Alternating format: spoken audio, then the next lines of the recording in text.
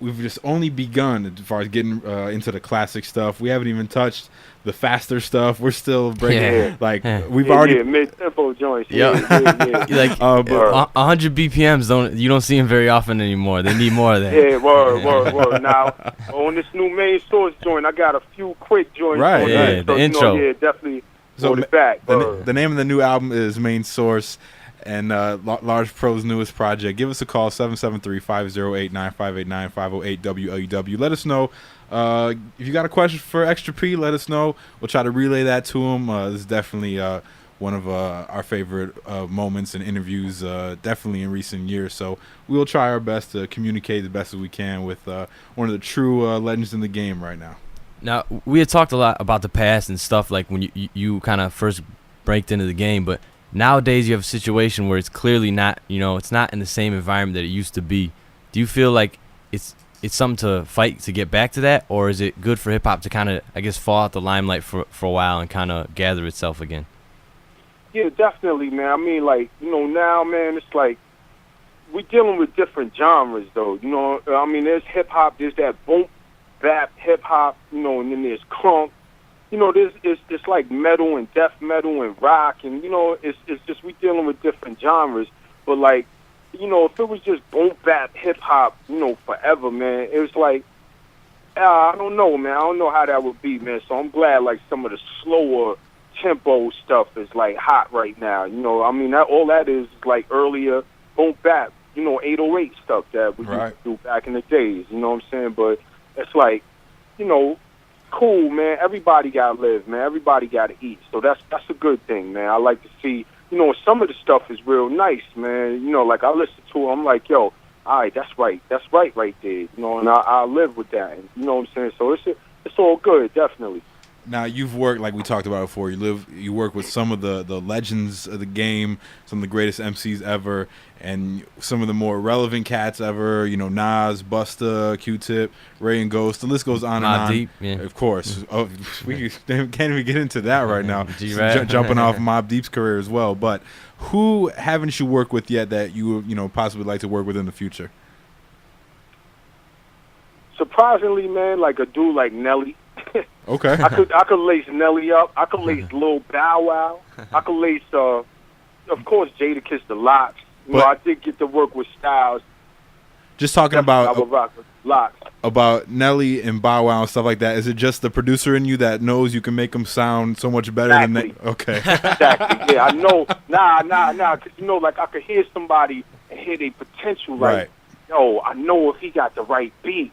You know what I'm saying? He could go in, on some real, for real treacherous, so definitely, it's that type of thing. Talking about just doing music for so long, and obviously you've got that hunger. We can all hear it in your voice. And how do you manage, especially the way times change and the way hip-hop is, you're in, you're out more often than not. How have you managed to stay not only relevant, but just hungry in general as far as making music?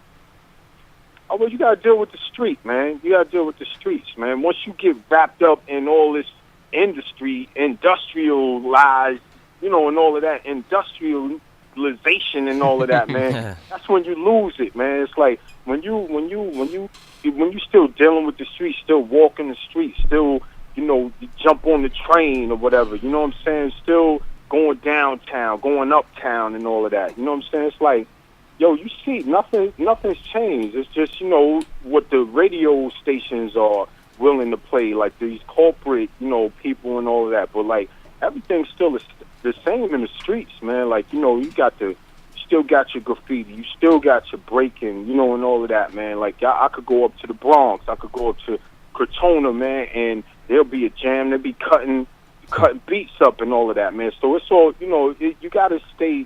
This is a street culture. That's what a lot of people, they trying to stretch it into this, all this other, I don't know what they trying to do with it, but, it's a street thing, man. This is a street thing. Hip-hop is a street thing. So once you keep the streets as your core, you good money. It's perfect that you mentioned that, because I was about to ask you, too, just if you look at, what happened with soul music and when it came out of the 50s and 60s and how the industry handled that and how eventually it kind of, the popularity of it wind down just because it got separated from the people. And kind of the similar thing happened with hip hop music, where like you're saying, it needs to be with the streets, but it's kind of getting on the mainstream wave, separated from the people, and it's kind of losing that connection. So the next generation is not getting it. How do you reconnect with the younger generation and keep it going? Well, I mean, you know, it's kind of crazy right now, man, because it's a generation gap. They're trying to cause this generation gap. But what's funny is that, I mean, I think it's really radio. I really think it's radio. You know, this corporate media structure, whatever.